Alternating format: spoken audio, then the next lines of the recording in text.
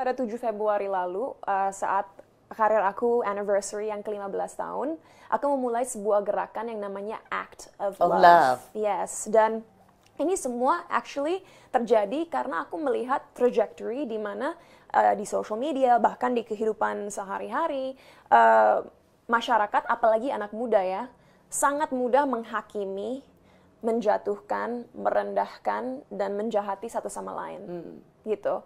Dan ini berarti ada yang salah dengan cara berpikir kita. Aku pernah membaca buku yang namanya The Mastery of Love, and by Don Miguel Ruiz. Dan buku ini benar-benar membuka mata aku. Dia bilang gini, bayangkan jika kebencian, perasaan negatif apapun itu adalah sebuah luka di kulit kita. Bayangkan gitu.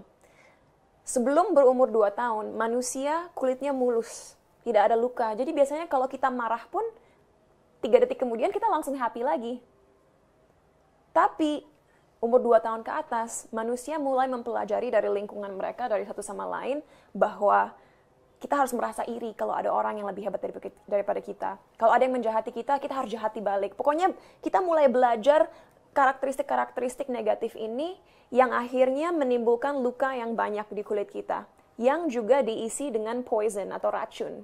Akhirnya setelah kita menjadi remaja atau tumbuh dewasa, kita berpikir kalau kita misalnya tidak punya emotional intelligence yang tinggi, kalau kita disakiti sama orang, poison itu, racun itu harus kita keluarkan secepatnya, makanya kita menyakiti orang lain, gitu.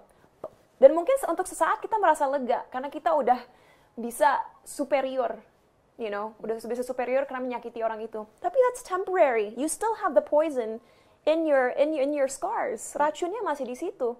Dan akhirnya kita meracuni satu sama lain terus-terusan, dan itulah kita melihat siklus di mana kita menyakiti satu sama lain, menjahati satu sama lain, iri dengki dengan satu sama lain. Which means there's a problem with our mindset. Yang artinya juga tindakan kita semua didasari oleh rasa benci, rasa iri, rasa negatif-negatif yang aku mention tadi. Dan Act of Love ini adalah sebuah gerakan yang melalui 3 aspek, yaitu pendidikan, kepedulian lingkungan, dan juga philanthropy. Kita ingin merubah mindset anak muda agar mengerti bahwa segala hal harus didasari oleh rasa cinta. Dan penghormatan. And that might sound very idealistic too. Aku dulu waktu pertama dengar orang-orang yang zen ngomong, oh my heart's full of love, aku mikirnya, ew, you're so cheesy, you're so corny, what do you mean your heart's full of love?